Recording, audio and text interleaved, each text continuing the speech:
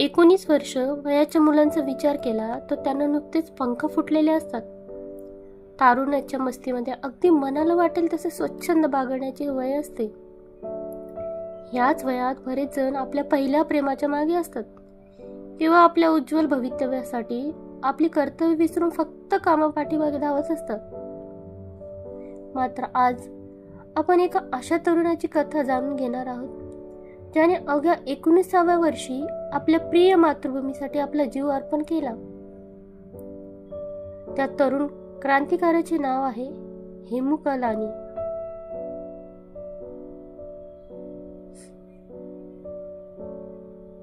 हेमू कलानी जेव्हा लहान होते तेव्हा ते आपल्या हातात तिरंगा घेऊन गावभर धावत असायचे. कधी कधी तर ते फाशीचा दोर आपल्या गळ्यात अडकून क्रांतिकारांची आठवण काढायचे.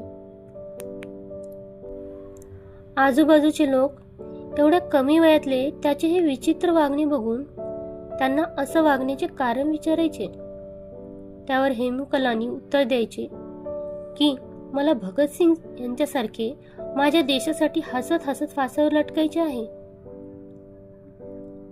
वयाच्या फक्त 19व्या वर्षी ज्यांना ब्रिटिश सरकारने अमानुषपणे फासावर लटकावले होते अशा सिंध प्रांतांचे भगतसिंग म्हणून ओळखले जाणारे हेमू कलानी ह्याच्या जीवनाबद्दल आपण जाणून घेणार आहोत.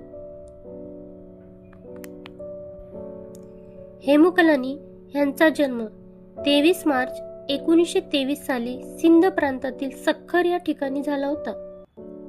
भगतसिंग यांना ज्या तारखेला अजून 8 वर्षांनी फाशी देण्यात येणार होती नेमक्या त्याच तारखेला म्हणजेच 23 मार्चला हेमू कलानी यांचा जन्म होणे हा सुद्धा एक विचित्र योगायोग होता.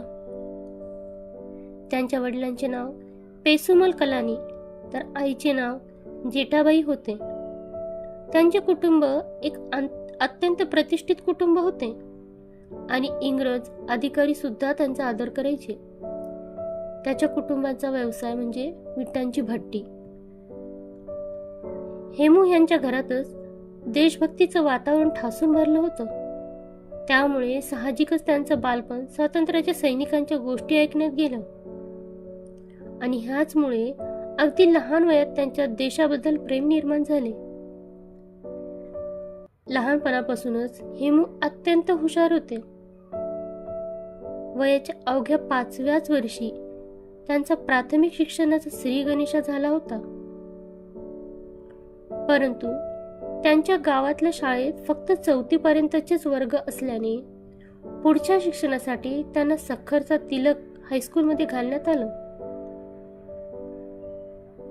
अभ्यासाबरोबरच हेमू यांना कुस्तीची देखील आवड होती. ते कुस्तीमध्ये इतके पारंगत होते की बराच वेळा त्यांनी इंग्रजी पैलवानांना सुद्धा कुस्तीत हरवलं होतं. या व्यतिरिक्त त्यांना कबड्डी, खो खो, व्हॉलीबॉल, क्रिकेट आणि फुटबॉलची देखील आवड होती. ह्या सगळ्यांपेक्षा ही अचंबित करून सोडणारी गोष्ट म्हणजे केवळ 7 वर्षाचे असतानाच हेमू यांनी आपल्या काही मित्रांना घेऊन एक क्रांतिकारी दल सुरू केला होता.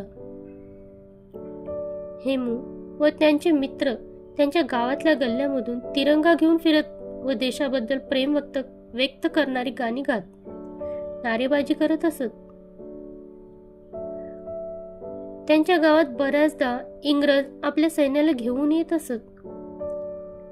त्यावेळेला गावातली लोक घाबरून आपल्या घराच्या खिडक्या, दारं व आपली दुकानं बंदच ठेवत असत. पण हेमू यांनी लहानपणापासूनच कुणाची भीती बाळगली नाही. इंग्रजांसमोर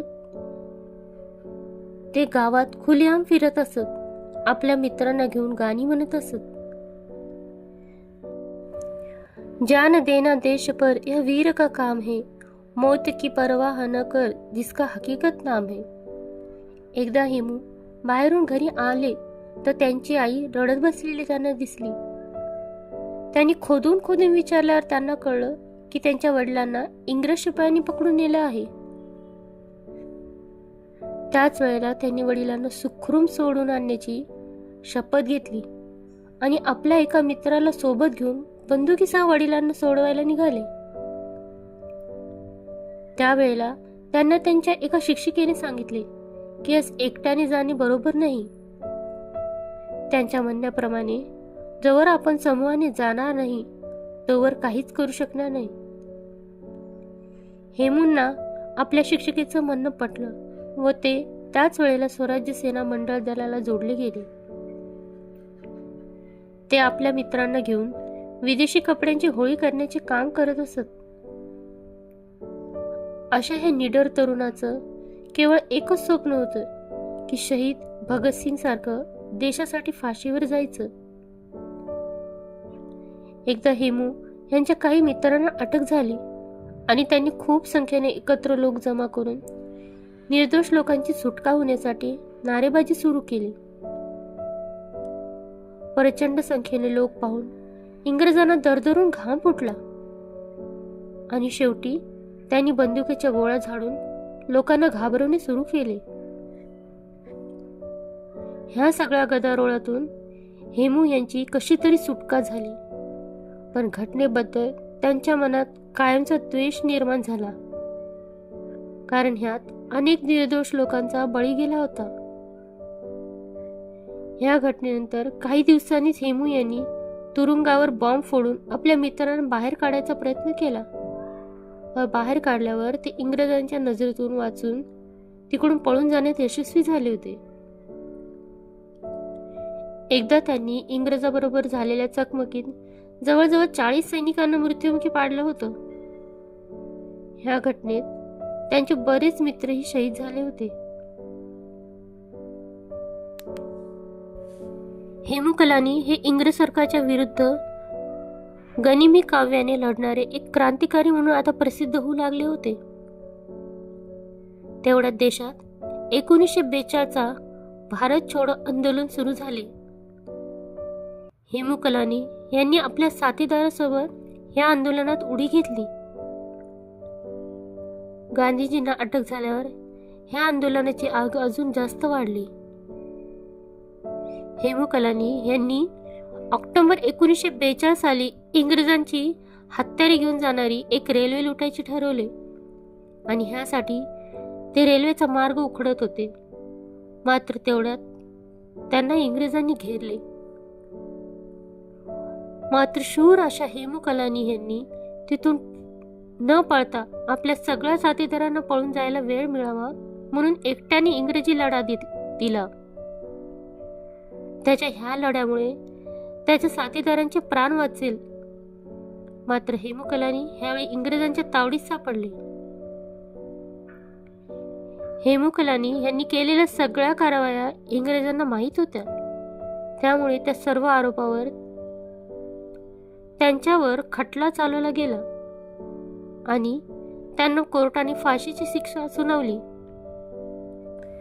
एका 19व्या वर्षाच्या तरुणाला फाशी होणार म्हणून ऐकणाऱ्या लोकांच्या डोळ्यात पाणी होते. मात्र हेमू कलानी यांच्या डोळ्यात मात्र आनंद होता. ह्याचे कारण म्हणजे त्यांनी लहानपणी ठरवल्याप्रमाणे त्यांना भगतसिंग यांच्यासारखे आपल्या देशासाठी फासावर जायची संधी मिळाली होती.